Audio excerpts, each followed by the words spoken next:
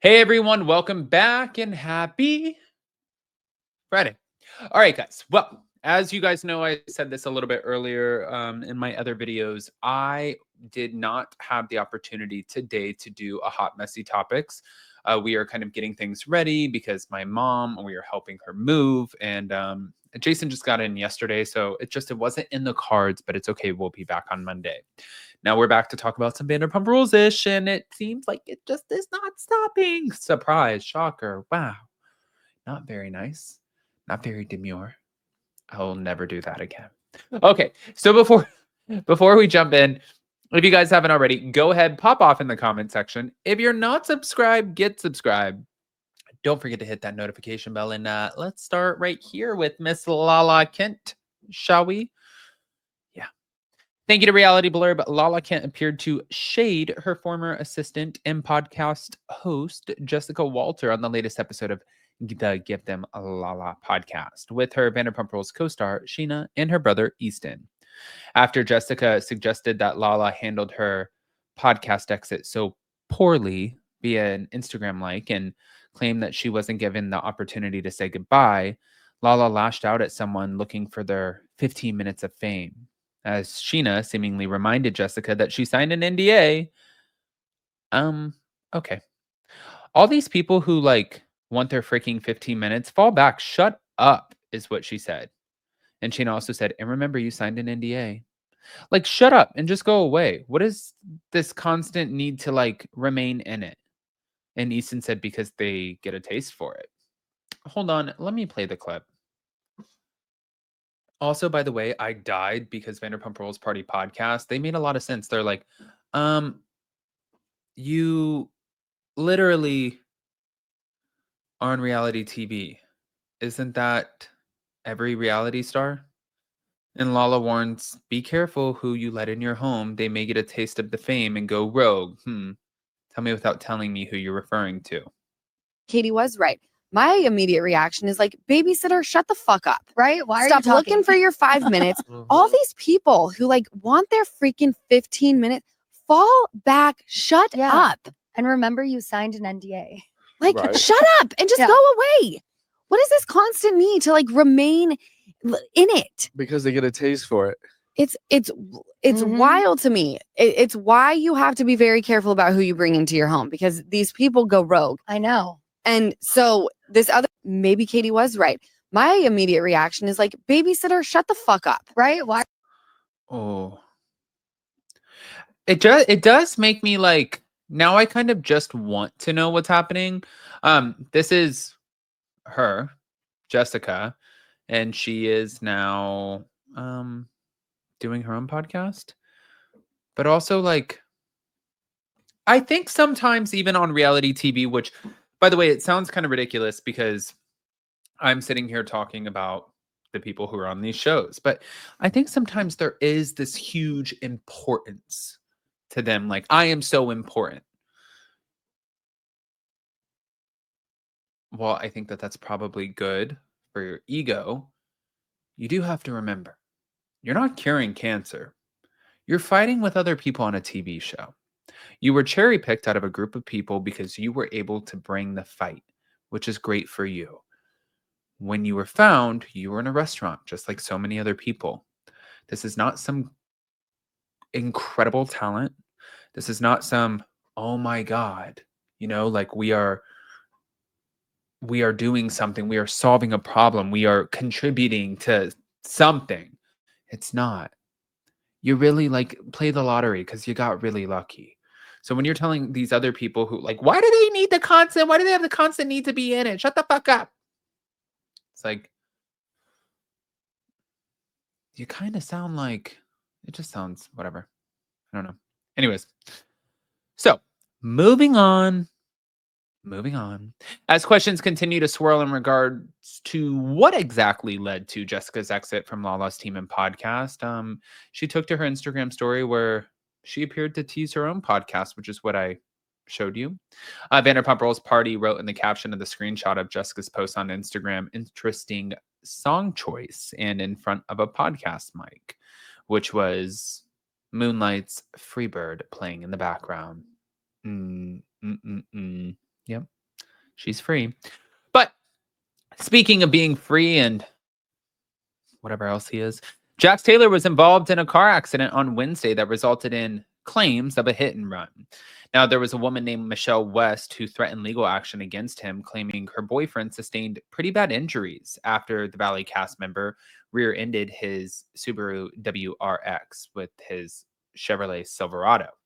Now, Jax admitted to the fender bender, but insisted that he fled the scene only because there were no injuries or damages to the vehicles involved. But that's a hit and run?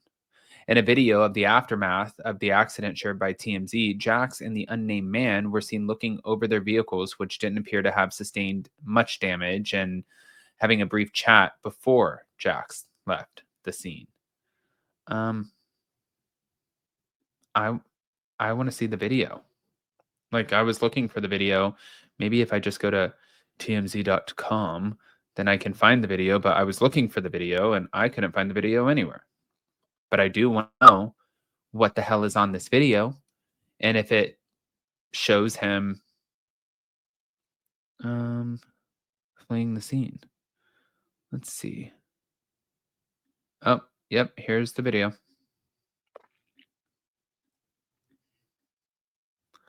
Boom. Bada boom. Hi, Jax. How you doing? The reason I'm asking is because I heard you were in a car accident. Is that true? So you did get in an accident then?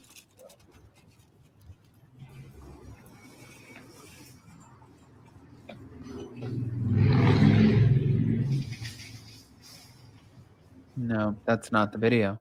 Maybe it's this video. Oh, you can see where they're looking over the stuff.